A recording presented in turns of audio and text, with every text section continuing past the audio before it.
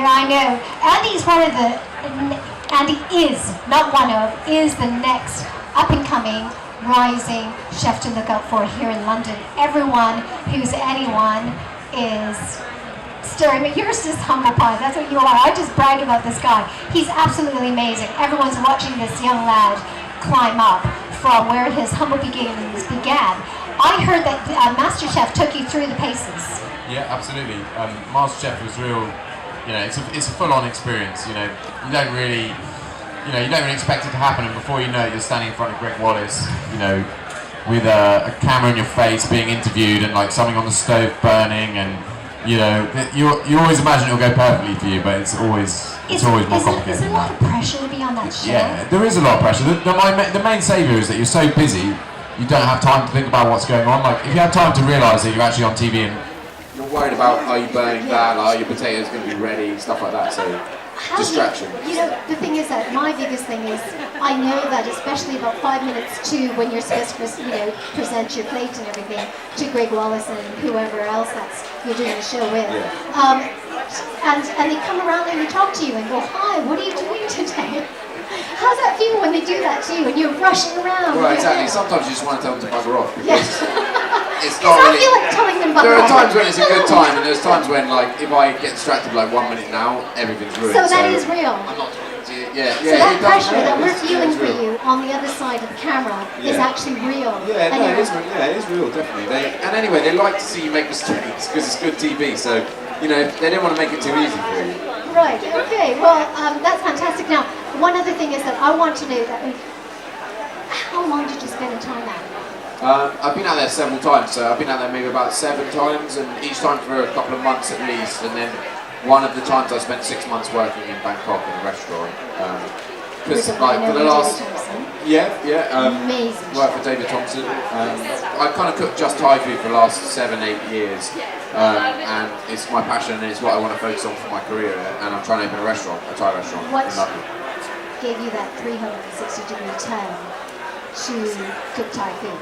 I think it's just like deciding I want to become a professional chef is a huge decision. Huge. And then after that, like it was like what cuisine really excites me the most. And I'd always come back to Thai food. Like it was always, and it's somewhere I travelled when I was quite young, and I've just been bitten by the bug. And the food's so exciting. The flavours are amazing. It is a lot. Once you kind of realise how amazing it is, and the more you dig into Thai food, the more you realise there's like so much diversity.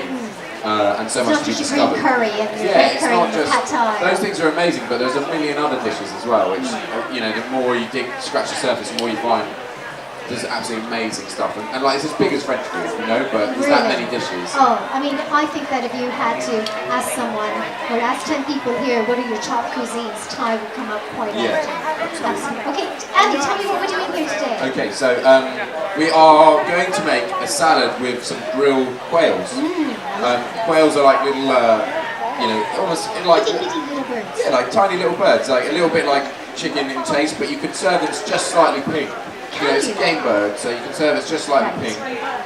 So it's better pink and not thoroughly done. Yeah, you wouldn't want to get it really, really overcooked and get it really dry, but you can serve it completely cooked or just slightly pink. You wouldn't want to serve it rare, but you can serve it slightly pink. Anyway. Yeah, but not like light. They've got white flesh. It's more like it's a light colour flesh and nice mild taste and really, really, really delicious. Loads of different ways to cook them. I'm going to grill them today. And so what I'm going to do is get on with that straight away before I talk you through the rest of the dish. I'm basically making a salad with them, and I'm going to grill these quails up on like a griddle pan. You can do it on a barbecue, that would work perfectly. But here in the studio we've got a griddle pan which works really well as well. You can do it in the kitchen like that. And so what I'm going to do first is marinate the quails to get some real good Thai flavours into them, and then we'll whack them on the griddle pan, and then we'll go back to making the salad. The salad's going to have like green papaya and beans, loads of herbs, and some longans, which are like a type of rambutan, like a really sweet little Thai fruit. So it's going to be sweet, sour, and spicy, and crunchy, and loads of like grilled quail in there. It's going to be great. So first thing I'm going to do is make a marinade for the quail, and I'm going to use some coriander roots, which are a really important ingredient in Thai cuisine. The root of the coriander plant has loads and loads of flavour in it. Like if you find the roots on your bunch of coriander, don't throw them away. Just wash them, snip them off, and then you can use them in like marinades and salad dressings and all sorts. It's really, really important flavour in Thai cuisine.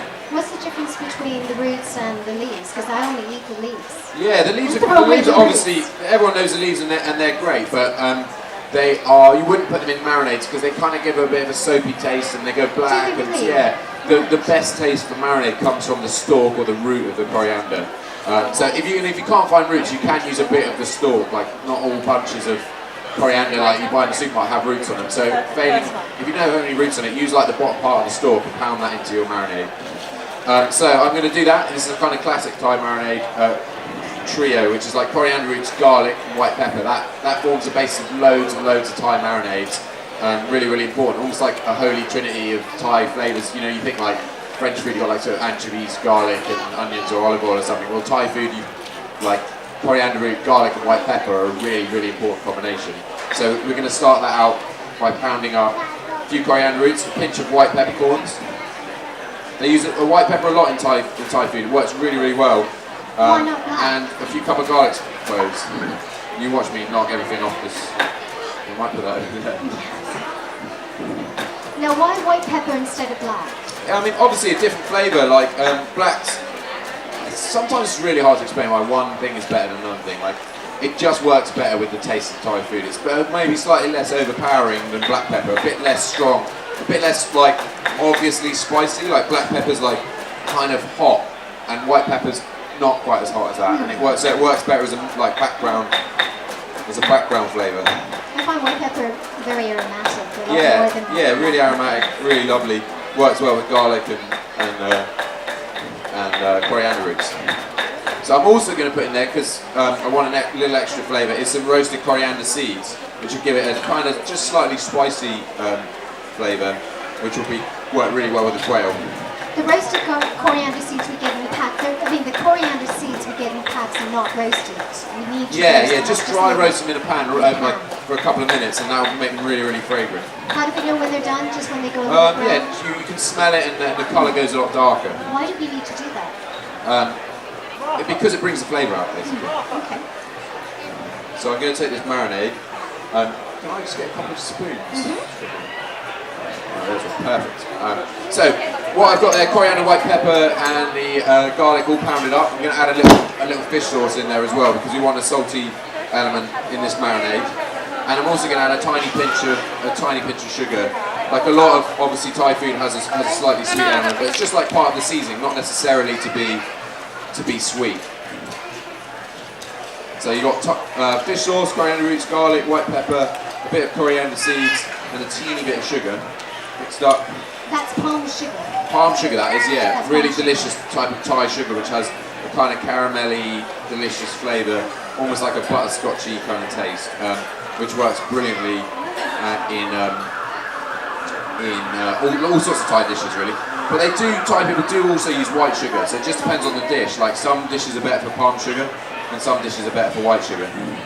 So these are the quails. I've just taken out the backbone, so like spatchcocked it. You often hear about spatchcocking chicken. So you turn the chicken upside down, or the quail, it's exactly the same way. Take a pair of scissors and you snip the backbone out, and on both sides, and then it basically just flops open, and you've got like a flat little bird, which will grill up really nicely on a griddle pan or on a barbecue. And if you haven't done that before, or you don't like the idea of doing that, just ask the butcher and he'll do it for you. How long do we need to marinate the quails for? Ideally, they should be marinated for a few hours, but we're just going to do it straight away here, just to show you the process. You can get a lot of flavour in really quickly, but if you leave it longer, you get more and more flavour. Okay. So what I'm actually going to do is start these on the other way around. I'm going to put these skin side up to start with, just to get the heat penetrating through them, and then I'll come back and turn them over and get the skin crispy. Just wash my hands. How much do we need to cook the quails for, Andy? Sorry? How much do we need to cook the quails for? It depends how you like them, but and the heat of the barbecue and stuff like that, you've just got to kind of use your judgment a bit. It's going to be about 5 minutes, something like that, maybe a minute or two over, just flip them over. So but, they're still pink? Yeah, it can be slightly pink around, especially around the bone. It goes nicely cooked and then just slightly pink at the bone. But you don't want them really, really bloody or anything like that. It's really quite well with quails. Oh, so go dry. Yeah.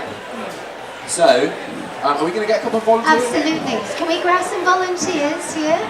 Anybody? It's nothing too strenuous. It's going to be a little bit of pounding, a little bit. We're not going to make you run around the block or anything. No running around, we promise. No. Okay. What is your name, darling? Hazel, right, okay. Hi, Hazel. How are you doing? There you go. Now, Hazel, is it your birthday today? Not today. Okay, only because she asked me to take a photo of her and Andy. She didn't ask me to take my photo, obviously. This is her and Andy. Okay, Andy, what are we doing here? Okay, so what we're going to do is we need to make a salad dressing for the quail, and we're also going to slice up 1 or 2 bits for the salad. But I'll do the slicing for the salad. If you work on the salad dressing, that would be amazing. So what we're going to do is we're going to make a real spicy dressing, sweet, sour, hot, and a little bit salty. And to do that, we're going to use some of the same ingredients we've already seen. We've got coriander root here and garlic. So, and then we're going to put a pinch of salt in. Just the salt helps break down the garlic. You know, it's an abrasive, but it also starts the seasoning off of the dressing. So, like just a little pinch of salt. If you want to start giving that a good pounding. Is that a coarse salt or just? That's just a fine salt, but like hold on salt's perfect. That's the best one. And now I'm going to come back to these little quails.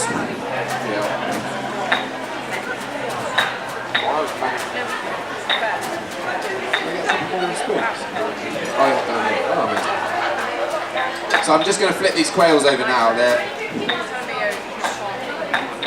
can see they're starting. You can really smell the marinade coming off the quails as it starts to grill. It's a really delicious flavour. And then they'll start to we'll get nice colour on the skin by the time they're ready. So just turn them. Yeah, the sugar helps them caramelise. You've got the fish sauce in there, adding a bit of seasoning, and like garlic and coriander roots and all that, loads of flavour. That smells divine. Yeah, so hopefully they'll come out nice.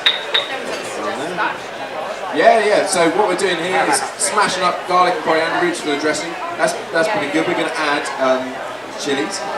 How do you feel about that? Spicy food? Yeah, well we're going to go with it. We're going to go spicy. Go on then. We'll do 5. So obviously with these salad dressings, you can make them as hot or you can vary them according to your taste. But there are some dishes where like you kind of got to have a bit of chili in there, otherwise there's no point.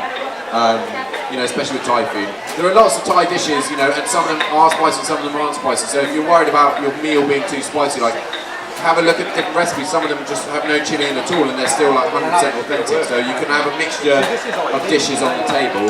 The idea of Thai food is to eat a few dishes at once. So if you have just one dish, it might be too overwhelming. But if you have rice and then you have like a salad which is a bit sour and a curry which is quite rich and then a soup and you put all these things on the table and then you can like vary the experience by eating different things. And that's true in all of Asia really, isn't it? And different regions of Thailand are influenced differently from the surrounding countries, so it's not always necessarily spicy.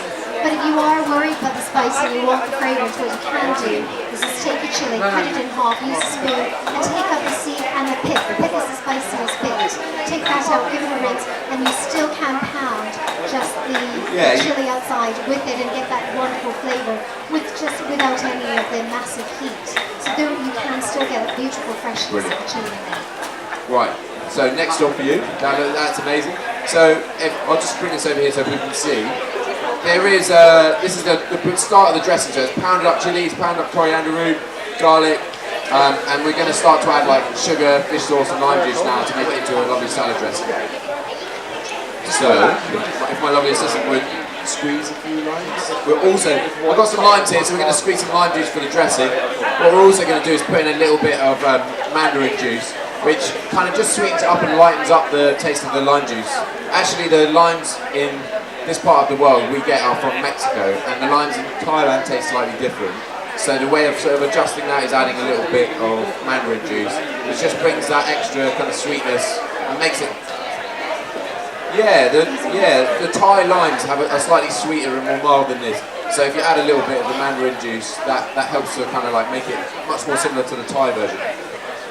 No. Do you want to flip them? Just.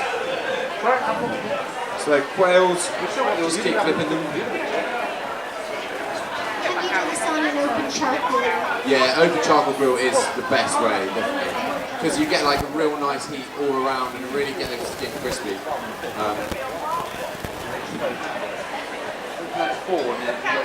So these are griddling up nicely. Okay, so what we're going to do now is we are going to make the rest of the salad. So what I've got here is some green papaya. This is green papaya. Everyone knows, a lot of people know like ripe papayas that you see in the supermarket. Well, Thai food, they use unripe papayas. And green papaya salad is like a really famous Thai dish. And it's basically a hard, it's almost like a crunchy vegetable, you know? It's not sweet, it's crunchy, and it's got a real nice, crispy. There are little seeds in here, but really not many. If you see inside, like... There's hardly any seeds. No, they've got little white seeds, and they're fine. But you cut it in half and scrape them out. But you get like little shredders you can buy. And you know, papaya salad, that dish that everyone sees, really famous Thai dish. They have this like kind of shredder which you just turns it into shreds like this, really easily. So this salad's going to have some green papaya in as well, just for a nice crunch and like a real nice body to the salad. So that's just like green papaya that I've peeled and chopped really finely. And you don't need to smash that. No, you're not going to smash this one up. Normally it is smashed, the traditional green papaya salad is smashed up in a pestle mortar, but this one is this one's just going in like nice and crunchy and nice and whole. And then I've got mint leaves and coriander leaves. Like I like loads of herbs in my salad, really fresh and zingy. So I've got mint and coriander in there as well. The other things I'm going to put in there are, these are roasted peanuts, so they're just like blanched peanuts, no skin, no salt, nothing like that, which I've fried off in some oil until they're nice and golden. It gives them a really nice roasted flavour. You could also roast them in the oven if you want, if you don't want to fry them in oil, and they'll add a nice crunch to the salad. So they're going in as well. Yeah, just whole, yeah. Like you can break them up a little bit, but it's not a big deal. And then, really exciting thing in this salad is longans. So this is a type of Thai fruit, which is a little bit like a rambutan or a lychee you would have heard of. And these are called lam yai in Thai, which is, the English name is longan. It's a little sweet fruit. And what I've done is just taken out the stones of them. So there's no stones. There's a little black stone that's gone out already. So they'll be in the salad and add a like really fresh sweetness to the salad. So chuck some of them in. The Chinese call those dragon eyes because they're like golden eyes of the dragon. Yeah, you can get these in Chinese supermarkets. So if you have an Asian store in town, like when you're thinking of cooking a Thai meal, just go like once in a week and go into an Asian store and see what's available and pick some of this stuff up. But failing that, you can get lychees in supermarkets nowadays and stuff like that. Even rambutan sometimes. That's a great job. Nailed that. Yeah. So in the salad we've got green papaya shredded up, the peanuts, the longans, which are a lovely sweet fruit, mint, coriander. The other thing I'm going to put in there is these are snake beans, which are basically a type of like long green bean, really common in Thai food. They're in the classic green papaya salad. Just a real light, crunchy green bean that's really nice to eat raw. Asian people eat a lot of vegetables, particularly in Thailand, we eat a lot of vegetables raw. Like if you have a meat dish, you'll have a plate of fresh vegetables and fresh herbs, which are like crunchy and add a really nice contrast to the dish that you're eating. So these you find all over Asia, and they're really nice, really crunchy. I'm just going to cut them on the angle so that they're nice and thin, and then they'll like everything in the salad will be mixed up together. Everything's kind of like spoon size, so that you know you can pick it all up and have a mouthful of everything in one go. So they're just like sliced on the angle, nice and thin. Oh, my help us desert me. No, you are finished, I'm only joking. And then these are Thai shallots. I'll show them in the mirror. These are Asian shallots. You use them a lot in Thai food, or really in all Asian dishes. They go in curry paste, they go in salads, they go in soups. They're really nice. They look like a little red onion. They're nice and sweet. They're really mellow kind of taste, not too strong. Like sometimes you get a really aggressive oniony taste from like red onions and stuff, and these are a bit more mellow. And so the difference between this one and the banana shallots? Yeah, banana shallots you find a lot in Western supermarkets. They're a lot in French food. They're bigger and they're a bit more water in them and a bit stronger oniony taste. Yeah.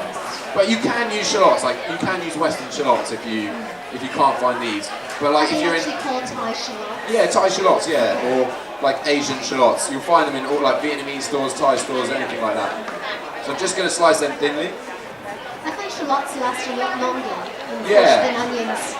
It's very, very good. They have a long shelf life. Yeah, no, they are good. So that's the thing with some of these Asian ingredients which are hard to find. Like a lot of them you could buy a week or 2 weeks before you make the deal. Very, very long shelf before you make your dinner. So if you're like happen to be passing through London, go into Chinatown, pick some stuff up, and then you've got loads of options that you can use. Absolutely. And a lot of the stuff freezes as well. You actually put it in the freezer, or it's like good fish sauce which you can keep in the cupboard. So if you're smart, you can really, you know, and it'll be on hand boost up when you your eat larder. it and you feel like Thai that way. Absolutely. Right, so these quails, I'm just going to keep flipping them so they colour nicely on each side. How long do we cook the quails for? About 5 to 8 minutes, depending on how hot your grill is. I think they're pretty much almost ready. So what we've got here is a salad dressing which I was making earlier. We've got pounded chilies, pounded garlic, pounded coriander roots. Thank you, Casey, for that. Yeah, thank you for that. All the hard work done. Wonderful, wonderful. And what I'm going to add now is palm sugar, so like sweet, sour kind of thing going on. The sweets come from palm sugar, which is an amazing type of Thai sugar. I love really palm delicious. You can pretty much just eat it with a spoon. Absolutely, it's a candy. Nice, soft, and like butterscotchy taste. And so I'm going to mix that palm sugar in. It doesn't really need to be pounded, just mixed in. And then I'm going to add a little bit of the lime juice, which was again kindly squeezed by my assistant. Roughly speaking, like with Thai dressings, you're talking about like lime juice and fish sauce, like sour and salty. So as a basic rule, if you go half and half and then taste it, you can adjust it from there. Yeah, it's a good starting point, you know, because otherwise you just kind of, you know, if you measure it out to start with and then you taste it, you're kind of in the right ballpark. Whereas if you just chuck it in, you're probably going to go wrong. Sometimes I never know how much to put in, and I think it's very subjective. It is subjective, and it's personal taste as well. Like not everyone likes the same taste, and you know what? If you like your salad dressing a bit sour, then fine, make it a bit sour. No worries. But it's good to try and like work out what a nice balanced taste is first. So we've got sweet, we've got sour, and we've got salty. This is fish sauce. Really common Thai ingredient. Loads of different brands out there. Go to Chinatown, buy a couple of little bottles of fish sauce and taste which one, work out which one works best for you. They last for a long time. Yeah. And they don't need to be in the fridge. And we've got the spicy different chilies inside. Yeah, it's nice and hot already. All four wonderful elements that normally represent Thai food. So I'm just mixing that through to dissolve the sugar. I think one tip with fish sauce is that it does, if you open the bottle and you leave it in the shelf, it will go more and more stinky as time goes by. So, you know, especially when you have to cook Asian food like once every couple of months, if you open a bottle of fish sauce and then it's in your cupboard for a year, it's going to be really smelly by the end of the year. So if you buy like smaller bottles, then when you open them, they're much fresher. You know, they don't sit in your cupboard as long. You don't need that much. It's not necessary to keep it in the fridge, but it does help. But you know what? Like if you buy a small bottle and you use it within 3 weeks, you're fine. But if you leave it in the cupboard for a year, it tastes will change quite a lot. So I'm just going to taste my salad dressing. So the salad dressing should be like hot, zingy, salty, not like crazy sweet. A bit sweet but not crazy sweet. We've got fruit in the salad already, so we don't want to like overdo the sweetness. It's really hard to cut on my eye. There's a little bit sour. I'm going to add a little bit more.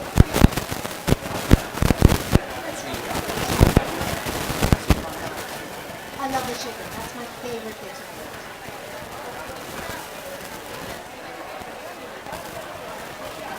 Can you make this sauce the day before? I think there's a lot of things you could do the day before. You could slice things the day before. I try to make the salad dressings fresh because with lime juice and stuff, the taste does change. So like do all your other preparation and then make the dressing like nearer the time. Just keep it really fresh.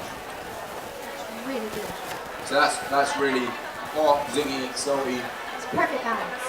So And not salad. overly sweet. So I'll just show you guys the salad. Here it is. You can see papaya, peanuts, loads of the lovely fruit in there, mint, coriander, and the finely sliced shallots. Last thing I'm going to put in is, this is deep fried garlic. So garlic that's been sliced really thinly and then just deep fried till it's golden. Adds a really crispy kind of texture, but also loads of flavour. Like fried garlic has a really strong, really delicious flavour. and it's such a good seasoning. Like, I really can't underestimate how good fried garlic is. Like, if you make a soup, an Asian soup, if you fry some garlic until it's golden, and then you put that in the soup, it really transforms the taste of the soup, adds loads and loads of flavour. Same in salads, like a little sprinkling through here, you wouldn't even notice it's in the salad, but it just makes the salad loads more delicious. So I'm going to. I saw you line that up before the show, and that took you less than a minute. Yeah, really quick, and it keeps it'll keep a week in a container. So if you slice like, you know, a whole bunch of garlic, fry it up, keep it in a container for a week, and you know, then you can use it as you need. But it took moments for you to do it, just under a minute. Okay, so I'm going to see if I can do these quails under the mirror so people can actually see what I'm doing. I'll bring this chopping board over.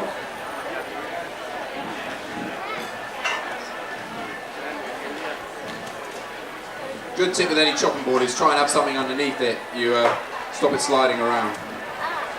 So you see the quails, they've been grilled off, a nice colour on the skin.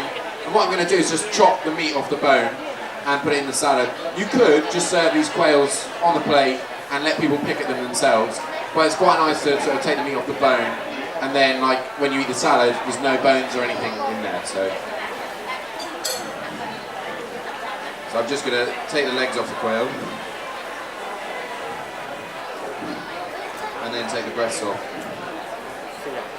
And because there's no backbone, that just comes off. Yeah, the backbone's out already.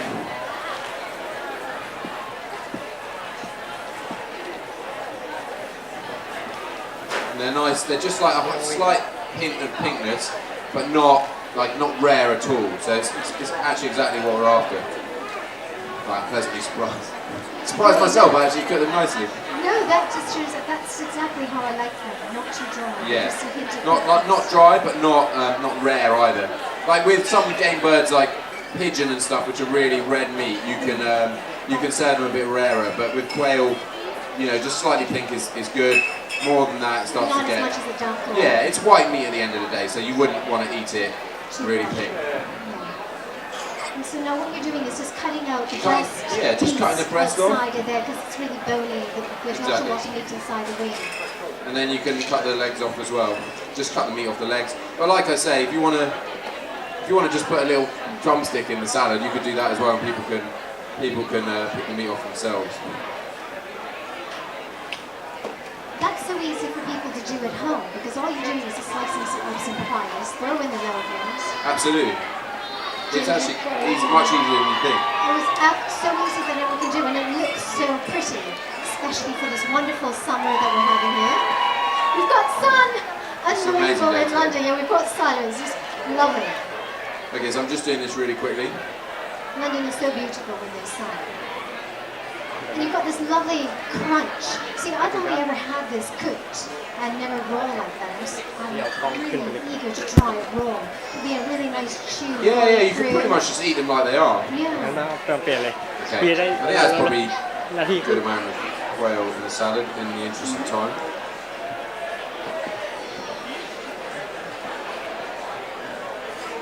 So what I've got is all this quail meat. I'm just going to chop it into bite-sized chunks, and then we'll fold it through the salad. Should we grab some people to come up? Yeah, we can get a couple of tasters up here. Right, now we have a couple of tasters. To make this fair, I'm going to choose a number from 1 to 10. Okay? Yes, what's the number? 7? No, not quite, but it's a good try, yeah. 5? No, not another number. Yes? 9? No, not another number. It's from 1 to 20. Sorry. 8? No, not one of the numbers. Good grief, this is harder than I thought. Right, yes. 6 is one of the numbers. Come on up. Okay, yes. 4 is another one of the numbers. Come on up. Yes. 3, no, it's not one of the numbers. 12, come on up. Okay, one more. Yes, you in the green? Exactly, get on up. Perfect. Wow, that was spot on. I was quite impressed with that. Come on up. Yay. So guys, I've just mixed everything through the salad, the dressings through the salad, all the chopped up quails through the salad, the fruit and all the crunchy and fresh ingredients are in there. So we're ready to plate up now. The thing about Asian salads is you want to be quite generous with the dressing. You want it almost to be a bit of dressing like pooling on the bottom of the plate, so that because you eat it with rice and because you know they're never bland, you want full-on flavour. So you want a generous amount of dressing, not just a couple of spoons to like make the salad wet. You want enough dressing so that you can kind of see it pooling at the bottom. That means it'll be full of flavour. I will plate this up somewhere where people can see. Oh, but actually, you've got forks. Almost in. Here's some forks. There you go. Ready?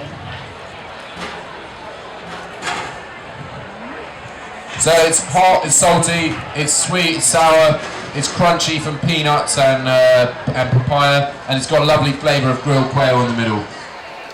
That is my grilled quail salad with longans and green papaya. Yay! Thank you, Andy. I'm sorry everyone can't. If there's any left at the end, after these guys have a bit, then do mill around, we'll try and get you a taste. Come on, gather up. I'm sure there's going to be leftovers. Come on, run. Come on, don't, you snooze, you lose. Get out of here, come on. I'm sure there's loads. I'm sure there's enough. Look, that looks a lot larger than we thought. Come on. Who's the one that asked for the numbers? On. Come on. Yes, please, help yourself. Dig in. There's loads. Come on up. Everybody, grab a fork. Don't be shy. This is Andy orders food. Poor Cynthia's not had much. She's normally like last to the party, aren't you? You're too polite. I get this one. That's a bit slippery. And it smells, that looks absolutely amazing. It just looks like summer. It looks like today. Glorious. Lovely dressings. Andy, Yeah, it's all about the pounding. Andy, pop-up shops, pop-up restaurants. Yeah, so I'm trying to open a restaurant in London. It's going to be called Somsar. It's going to be really, really high quality Thai food. Everything made fresh in the kitchen. Really interesting recipes, like Thai recipes that maybe people haven't seen so much. Stuff that you eat in the countryside in Thailand. Stuff that you find when you're eating street food in Thailand. And we're going to be opening this year. It's really exciting.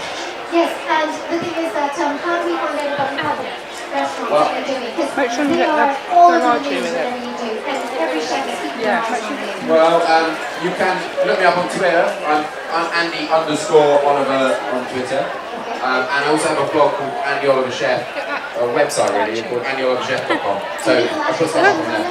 Yeah, people can, my email address is up on there, so people can get in touch anytime. We'll try. And the next one is going to be at... I'm doing an event on the 13th of July at a restaurant called Mayfield. Okay. It'll be really exciting. What time is it going to be at? It's going to be all afternoon. It's a Sunday, like there's 2 sittings. We're booking out the restaurant twice. And Do we just don't need to wait? yeah, you need to be booked, but it will all be up on the website and I'll tweet about it. Okay, right, so you guys come on. This is just being acclaimed all over the news every time he has a pop-up shop. And the last time, you ran out of food, it was so popular. Yeah, we sold out quite quickly. You Yeah, sold out it was a really, bit really like a quickly. bit of a surprise, but it went really well. And it was it's just nice to be out there feeding people and cooking the food that I'm passionate about. Well, I'll tell you, you've got such a loyal following, and there's a good reason why. Yeah. You guys, there's some more food up here, please. Yeah, if anyone does want to taste, there is a bit left, so don't be shy. Yeah, Come absolutely. and grab a fork. This is divine. Really, it is. Really, really lovely. If you want a picture with Andy or get his autograph, come on up. Don't knock you at once. Don't be shy. Don't be shy. If you have any questions, come on up and talk to us, okay? There's some more. Come on. Speak out. Yeah, Yeah, do. absolutely. Please do. Wow. So I only sat down late on in this. What's this? So it's a salad with quail and longans, which are the fruit, and green papaya, and peanuts and all sorts. So the quail here. Yeah, little bits of quail there. There shouldn't be any bones in it. It's deboned by the Andy and Andy. Yeah, in a bit of a hurry. Is that good? Wonderful, isn't it? Okay. The balance is amazing, and that's what you do Some people have. If you ask the lady at the side. That is good. And that's Andy Oliver. Very nice, thank you. Thank you. Thanks, guys. Andy has Oh, if you have recipe any in the questions, book. I'm here. Or Yeah, and he's in the book. He's got I'm around. recipes. Yeah, there's a recipe in mine in the Thai Taste of Thailand book, And if which you is don't for have one, come around to the side here and pick one up. yeah. Okay, well, thank you, Andy. Thank you. Thank you very much. Thanks for coming. Oh.